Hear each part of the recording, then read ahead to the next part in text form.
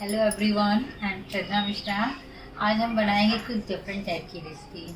आज हम जो बनाएंगे वो स्पैगेटी का यूज करेंगे। उसमें हम रेड सॉस से साथ में तो उसको बनाएंगे, वो भी हम घर पे बनाएंगे, आपको दिखाएंगे। और वाइट सॉस के साथ हम उसमें वेजिटेबल को फ्राई करके डालेंगे। चीज़ का वाइट सॉस रहेगा, फिर उसकी लेयरिंग करेंगे। रेड स्पैगेटी के ऊपर हम जो पूरा वाइट सॉस की लेयरिंग करेंगे, वेजिटेबल की लेयरिंग करेंगे और फिर कुछ चीज़ की लेयरिंग करेंगे। तो खाने में बहुत ही टेस्टी लगता है, बच्चों को भी बहुत पसंद आएगा और बड़ों को भी बहुत पसंद आएगा। अगर आपको ये मेरा वीडियो अच्छा लग रहा है तो प्लीज़ अपने दोस्तों के साथ शेयर करिएगा और हमें कमेंट बॉक्स में बताइएगा कि ये वीडियो आपको कैसा लगा। चलिए अब देखते हैं कि हम ये रेसिपी कैसे बनाते हैं।